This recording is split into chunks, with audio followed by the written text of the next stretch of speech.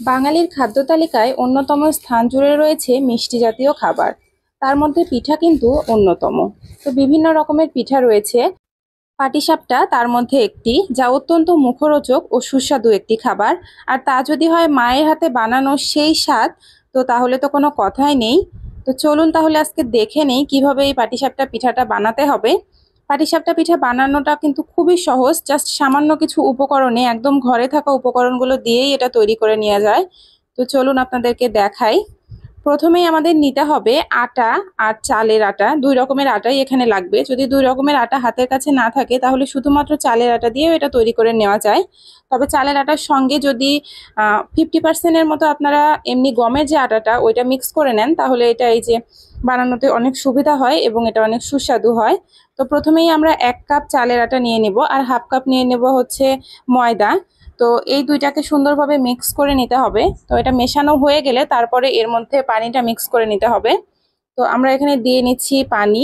ঠিক যতটা পরিমাণে পানি দরকার ততটাই আমরা দিয়ে নেব। এটার থিকনেসটা খুব বেশি পাতলাও হবে না, একেবারে ঘনও হবে না। পানিটা মেশানো হয়ে গেলে তারপর এর মাঝে দিয়ে দেবো 1 কাপ পরিমাণ চিনি। এবার চিনিটা দিয়েও খুব সুন্দরভাবে মিশিয়ে নিতে হবে। আর চিনিটা মেশানোর পরে মোটামুটি 10 মিনিটের মতো আমরা রেখে দেব। আর এই 10 মিনিট সময়ের মধ্যে আমরা পাটিসাপটার ভেতরে দেওয়ার জন্য যে পুরটা, সেই পুরটা তৈরি করে নেব। তো চলুন দেখে নিই পুরটা কিভাবে তৈরি করতে হয়। এই পুরটা তৈরি করার জন্য আমাদের লাগবে সামান্য পরিমাণে নারকেল আর দুধ। আপনারা চাইলে শুধুমাত্র দুধের ক্ষীর দিয়েও এটা বানাতে পারেন, তবে আমার মনে হয় দুধের ক্ষীরের মধ্যে যদি কিছুটা পরিমাণে নারকেল দেওয়া হয় তাহলে টেস্টটা বেশি আসবে।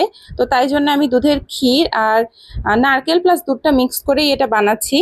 তো প্রথমে দুধটাকে সুন্দর মতো জাল করে নিতে হবে, একদম ঘন করে জাল করে নেব। আর তার মাঝে দিয়ে নেব এই নারকেলটা আর কিছুটা পরিমাণে গুড় অথবা চিনি দিয়ে একদম শুকনো শুকনো করে এটা তৈরি করে নিতে হবে। এরপরে একদম মূল পিঠার রেসিপিতে চলে আসি। প্রথমেই আমাদেরকে একটা হাতার সাহায্যে আমাদের যে কড়াই বা ফ্রাই প্যান যেটাতেই হোক সেটার মাঝে 1 হাতা করে এই পিঠার মিশ্রণটা ঢেলে দিতে হবে। তারপরে এই কড়াইটাকে সুন্দরভাবে ঘুরিয়ে ঘুরিয়ে একদম রুটির মতো শেপ করে নিয়ে ঢাকনা দিয়ে ঢেকে দিতে হবে। মোটামুটি 10 সেকেন্ডের মতো ঢাকা দিয়ে রেখে দিতে হবে, তাহলে পিঠাটা একদম সিদ্ধ হয়ে যাবে। তো তারপরে ঢাকনাটা খুলে যে পুরটা আমি তৈরি করে নিলাম নারকেল আর দুধের ক্ষীর দিয়ে, সেই পুরটা ভেতরে দিয়ে এই যে ছবিতে যেভাবে দেখানো হচ্ছে ঠিক সেভাবেই একটা শেপ তৈরি করে নিতে হবে, মানে ভাঁজ ভাঁজ করে নিতে হবে, পাটিসাপটা পিঠা যেরকম হয় আর কি। তারপরে জাস্ট একবার উল্টে দিলেও হবে, না দিলেও কোনো সমস্যা নেই, পিঠা তৈরি হয়ে গেল। খুব সহজ রেসিপিতেই আপনারা, খুব সহজ উপকরণেই আপনারা এই রেসিপিটা তৈরি করে নিতে পারবেন। আর বানানো অত্যন্ত সহজ আর খেতে খুবই সুস্বাদু হয়। আমি আশা করব আপনারা প্রত্যেকেই এই রেসিপিটা বাসায় একবার হলেও ট্রাই করবেন আর করার পরে আমাকে অবশ্যই জানাবেন যে কেমন হয়েছে খেতে। এই যে দেখুন আমি অনেকগুলো পিঠা বানিয়ে নিয়েছি আর খুব অল্প সময়ে তৈরি করে নেওয়া যায়। অবশ্যই আপনারা এই পিঠার রেসিপিটা ফলো করে রেসিপিটা বানাবেন আর আমার চ্যানেলটাতে অবশ্যই ফলো দিয়ে সাপোর্ট করবেন। ধন্যবাদ সবাইকে, টাটা।